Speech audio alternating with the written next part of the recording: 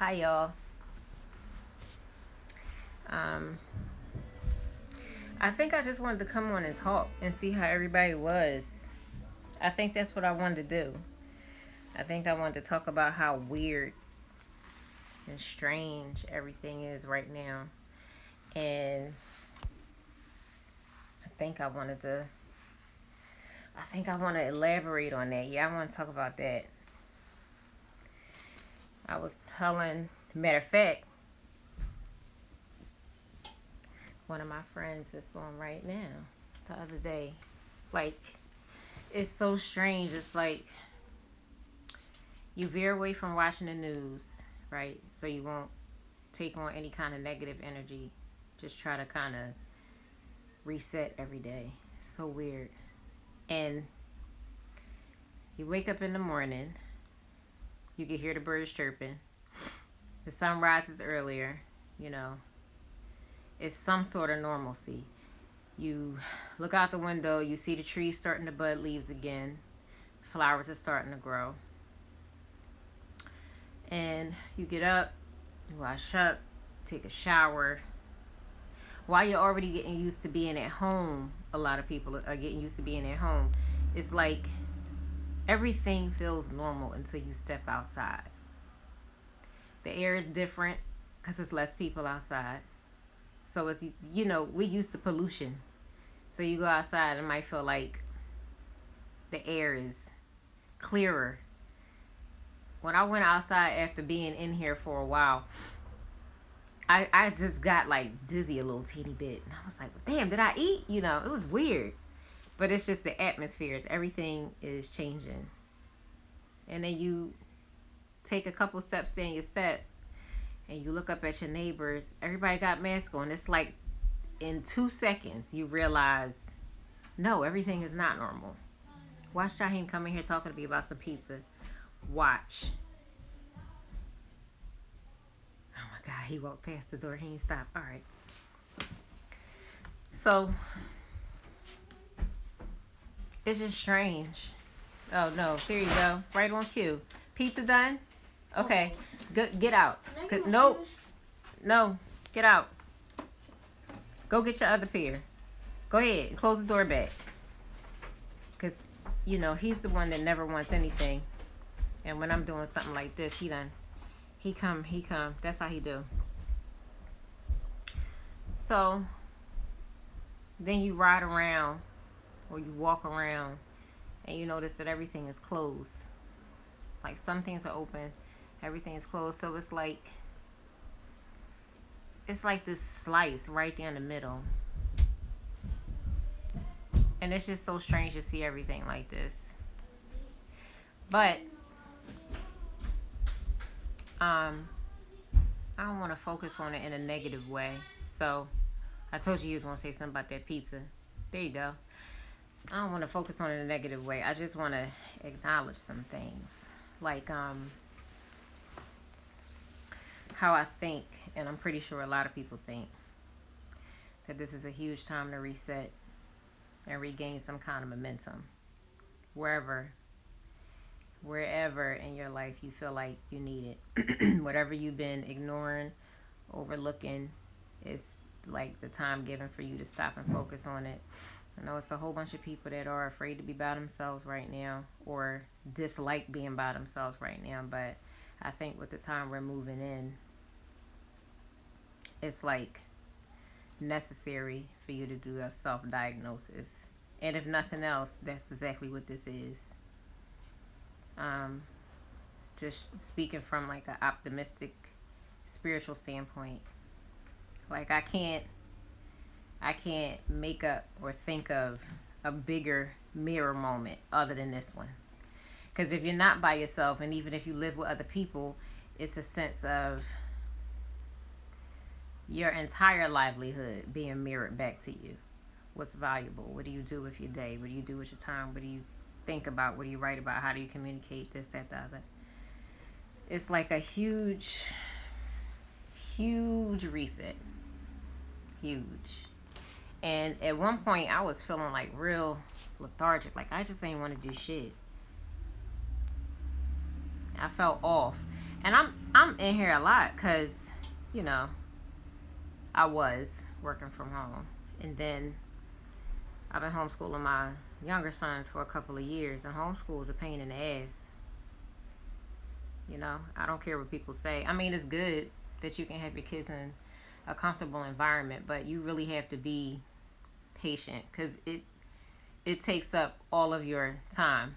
So it's difficult sometimes, but like now being in amongst your whole family throughout the day, those that aren't used to it, it's like magnifying glasses on everything, like everything in detail, because you just to an extent are forced to stay present with everybody, and then in turn becoming present with yourself. So I just feel like it's this inner evaluation taking place, and everything feels it it feels like I was feeling like this personally, right? And now I feel like this is taking effect everywhere. And I know that I'm not the only person that was feeling this way. But it feels um like them old school pinball machines when you would just draw back the thing and hold the spring before you let the ball go. I feel like that's what it is. I just feel like that's what it is, because it's going to be a significant amount of changes that take place with a lot of people's lives. And I mean, once we get over the hill, even though I have my opinions about the hill or the peak, but once we publicly get over it, I just feel like it'll be a lot of significant change with a lot of people. And I remember when I put a message out last year talking about how 2020 was going to be the year where people had to face themselves. Like, I don't know if y'all want to go back and look at that IGTV thing that I put up when I was talking about I had that painting thing with the glitter all on my face. And I was talking about something like relative to that. But I didn't know it was going to come like this. Like, this is crazy. And so many people have different opinions about what's going on right now, like religiously, politically, financially, spiritually. Some people think it's the end of days, and some people think that it's the rapture, you know. Um, and I was even talking to my mom about that. She was like, well, because, my mom's a minister, so we go back to back and forth about a lot of things, and I try to help her see. We get to a point of seeing eye to eye, but you really gotta question. You gotta throw the right questions at my mom. But she was like, well, Jennifer, it's the end time. I said, Mom, it's been the end time since I was little. It's been the end time since you were little. It's been the end time since grandma was little. As far as I can recollect, it's always been the end time. Like, this is the longest end time. It's like the end time with some positive humps every now and then. I'm like, Mom, the picture is a lot bigger than that. I just don't know if we, see it. And I was just like, it's not taken away from the point that she was trying to make, but I just was trying to get her to see that evolution constantly breaks down and rebuilds, and things get ruined in that process. And this is like yet another one. It's different because we read history, right? And you don't realize that even on good days, you're a part of history every single day. It's not until something dramatic or life threatening or something like this happens that you realize that you're a part of something that's going to mark something that's going to be written in history book one day. That's when you finally realize you're a part of, this whole thing. Other than that, you just mind your business and you just think your life is your life and you just doing what you do day to day, and that's just that. And it's so much bigger than that. It's so much bigger than that. And I think also because now, even though it's people talking about 5G this, stock market that, blah, blah, blah, this, blah, blah, blah. You know what I said on that other video I put up? I said that, fear is really the pandemic. It's not necessarily the coronavirus. Because if you think about it, it's something that they could have kept quiet, right? And did not. But hearing the news and adding that to an outcome of or uncertain deaths will cause people to react. And for them to, when they first started putting this out, to announce the amount of people that actually passed away from pneumonia every year versus now the running numbers with this virus, it's like hearing all that information bunched up together. The pandemic is the fear, because the fear is what will get you to react. If you tell somebody that they got a flu on steroids, they're going to tell you what you can take in your cabinet and hope that it will work. So it's both. But I just feel like because a lot of people are, in workspaces and public spaces, dealing with so many people that have so many different outlooks on life. And this thing don't care about how you look at life. It don't give a shit how much money you make. It don't care your background, your color, your belief system, the clothes that you wear. It's not asking people. It's not giving you a checklist of what it is that you prefer. It's literally like a sign to do whatever. It's, just randomly. And so I feel like in that case, that the way we should embrace and attack life is the same way. This thing don't see no lines. This thing doesn't understand prejudiceness. It doesn't understand poor, wealthy. It doesn't understand color.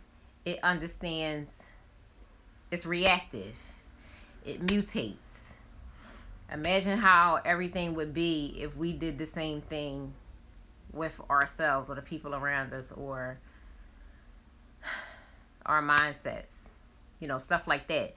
And don't put, not to not have boundaries, but to understand that we work better together than we do apart. Everybody is in competition with each other over the stupidest shit, and I just don't understand why so many people crave power so much. It's like the more you crave it, the less of it you really have. And to me, a big part of this is a lot to do with that. It's like it's so many different layers to all of this. It's so layered. That's why I also said in my other video the other day, everybody's right. So now what do you do? Because what are you going to do now? And so while everybody is in this state of self-examination, I'm just hoping that when we come out of it, a lot of people have a better mindset around the value of life. Because you're literally seeing people drop like flies, move. And some from this illness, and some because some people just don't know how to act. Before this whole thing even blew up, I think it was in February where we had one nice day where the weather broke a little bit. And just instantly, you just see people acting like dickheads. And I came back in the house and I was like, I can wait. I can wait for somebody to get here. I can actually wait for it to be warm outside, right? And then last week, one of my friends' son was murdered. He was murdered in broad daylight. So I instantly got angry, obviously. It fucked my whole everything up because I'm saying to myself, in the middle of everybody supposedly being on lockdown, y'all really got time for this shit. You made it a point in your day to go do something like that, to interrupt somebody's whole existence. And it has a ricochet effect because it affects the entire family. it affects the close friends, and then you deal with a different type of viral infection, which is violence. And that's the one that's been fucking us up for years. But you don't look at it like that, do you? Like you really took time out of your day. And the sad part is, during things like this, during these slowed down times, trust and believe the people that sit above you are looking at people in numbers and by color. And the fact that our race of black people have to do so much to try to meet a state and bound, you know, just to get to a fair point, to get to a point of being treated fairly against or with or aside from other races. Every fucking time you go and kill somebody from your own race, you make your oppressors right. Where they should be wrong, you keep making them right. You keep believing that you need to retaliate.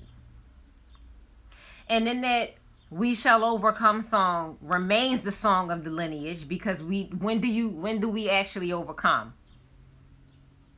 When is it safe enough for everybody to be around each other and not feel threatened by their own? Why? Why is it like that?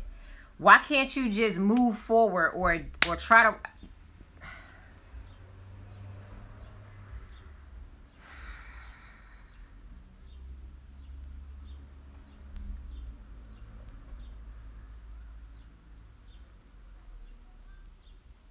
The one thing I can't fucking stand as an underdog myself is when people constantly make naysayers right. Every single time. And a lot of us do have friends of different cultures. You got white friends. I got friends of every damn background you can think of, okay? And some family. But every single time, it's like our history is plagued with this negativity that we the only people that can bring us out of it is us. And so every time you downtrod, or every time you threaten, or every time you kill, or every time you do something negative, even when it comes to romantic relationships against your own, you constantly make your oppressor right, and they should not be right. We have so much history that we don't know about. Little do a lot of black people know that our people were infiltrated on. We come from royalty. We don't come from ships and boats and sickness and shit like that. That's not where we come from. That's the first thing you taught about black history, is the slave movement.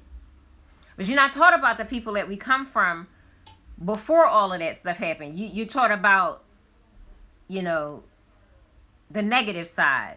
And so you stay with that. And so then you got a whole bunch of people from our race that feel... What is the damn word I want to put right there? I can't stand when I lose my word. Oh my God. What is the word? It's like you feel old. You feel like oh my God. It's right on the tip of my brain. And I know somebody's thinking of it, because I just feel like, oh my God, what is the word? You feel like you owe everything. You feel like you're owed everything. Oh my God. It's only because you don't realize that you already have everything. That is the part that they're not going to teach you. The part that you need to understand is how powerful you are. That's the part that was overlooked. And so you were taught the shit part, and then move on and try to come over that. But if you knew that you came from royalty, how would you act then? How would you carry out your life then? So you have, what is it? Oh my God. It's like the word, it's like doing like this, like it's trying to come out. Shit's driving me fucking crazy. I can't think of it. But you have a group of people, right? So we're going to say the white people and then everybody else, because you have, and not all white people. So you know what I'm saying? To entitle, yes, thank you. Oh my God, it's driving me freaking crazy. So you have a group of people who, when they feel the genealogy of their group of people being oppressed, they feel entitled to anything good. They don't want to work for it. They feel owed. They feel owed that. Okay, so if the people that came before me had to put up with all the shit y'all owe us, so give me this, give me that. And you have that attitude. Then you have your oppressors who also walk around with an attitude of entitlement, thinking that they're supposed to be owed power over any other group of people that they feel are smaller than them. Why?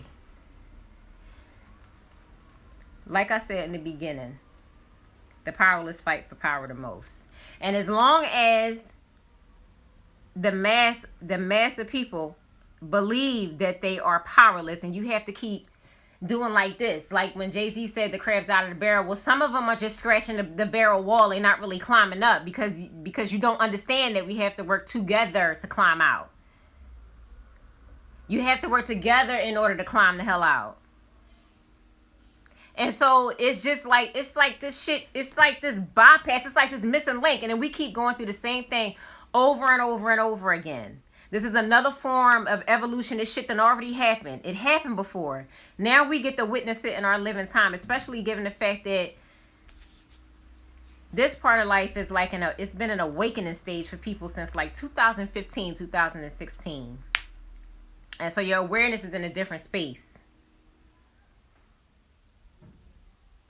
So you can see clearly everything, or almost clearly, I should say, what's going on. Or something in your mind and body is attuning you. It's causing you to focus in a way that you did not focus before. I know it is.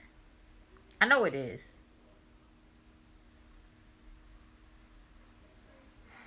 I don't know what we're going to do. I don't know what it's going to take for our song to change, to stop singing "We shall overcome" till we finally overcame.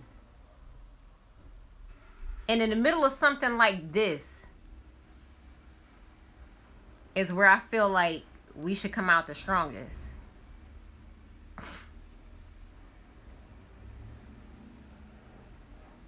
And I really hope that we do, because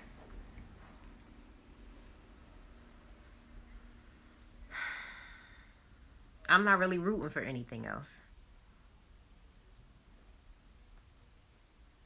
I'm not really rooting for anything else. I'm not trying to, I'm trying to acknowledge some shit that really need to be talked about, because a lot of people might agree and a lot of people might disagree with what I'm saying, but we need to be having different conversations in order for us to excel, because a lot of times, we try to achieve excellence on like the public scale, or what they say we should be achieving. That's what a lot of times we gauge our scale of excellence on. And I really think that we can exceed that. And I think that now, given that there's so much time in the day to actually think about what can be done to move past your own, your own limitations. This is like an excellent time for that. It's an excellent time. It's been real trippy though, because my appetite been different. Sometimes I don't even realize that I ain't eat nothing, but I feel like I'm gaining weight. It's really backwards. I don't understand. But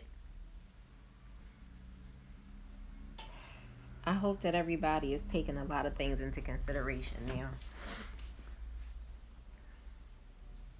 I know it's also a lot of people, and this was in the air before this even happened. I know I put a lot of posts up that say it's in the ethers. And so I'll explain that, right? So the ethereal plane is the creative plane, is black space. Consider it black space. That's where everything is born out of. Not dark negativity. Black space. It's a difference. And so the ethereal plane is there. That's where energies meet. Energy is the only thing that can't be destroyed. And that's where energies cross and create. That's where your archetypes come from. That's where everything comes from. So when I say it's in the ethers, I'm talking about it's in the ethereal plane. And a lot of times I'll use music to make that reference, or if I throw up a tarot or an oracle card and I'll put it's in the ethers, I'll hashtag it's in the ethers, because there's something in there, in that creative space, that's trying to go from above to below to bring unity, union, and the whole picture together. The whole thing. It's a lot. It's been happening for a while. And I think that now that we're in this state where we have to sit still and be silent, that it's allowing people to focus on it and see it for what it is. You see yourself for what you are. You see your situation for what you are. A lot of people seeing their marriage or whatever their situation is for what it is. Whatever you had questions about, whatever you were weary about, all of it is being brought right in front of your face.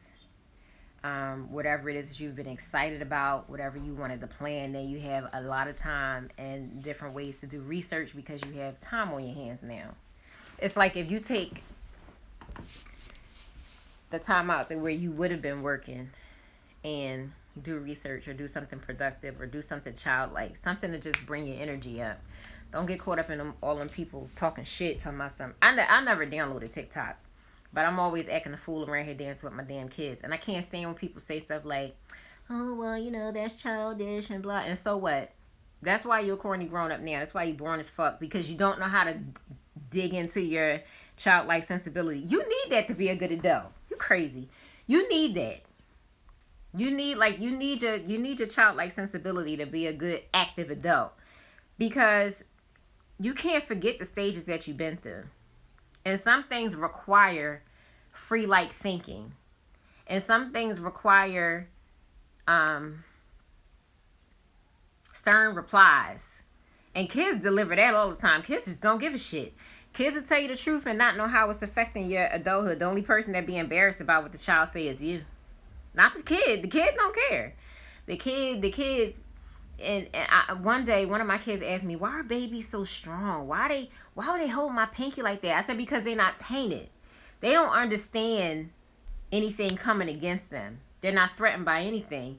They haven't experienced sin. They haven't decided. They're in a very,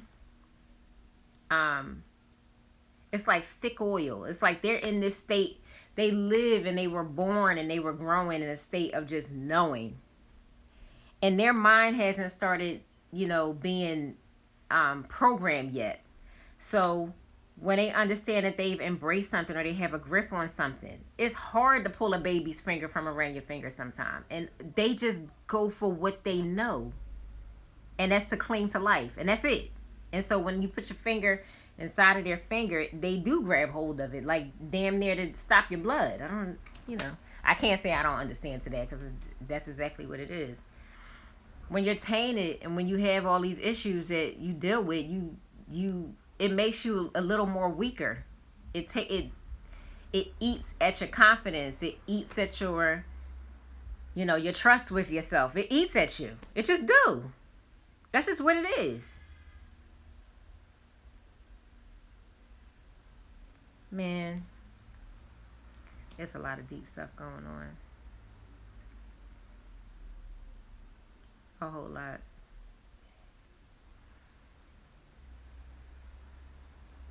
There's so many different messages that keep coming through. Like I can't keep up. So I figured I would just start getting on here and talking to y'all. Cause I can't. I feel like if I keep it inside, I'ma turn into that. What's that thing in that movie? At the end of Roger Rabbit, when he was like, he just blew up. Is that the Roger Rabbit movie I'm thinking of? Yeah. When he was telling Eddie before he killed his brother. Yeah. Oh, man. Shit, I feel like that.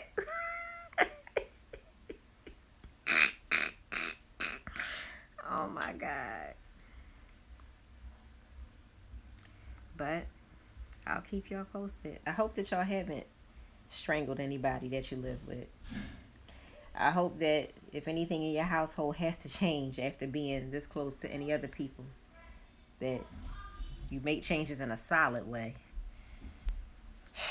Please, no violence. Please, no crazy shit. It's enough. It is enough. Mm-mm-mm.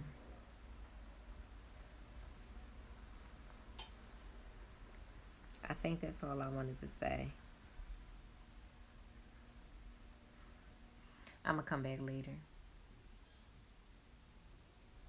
Have a good one. Bye.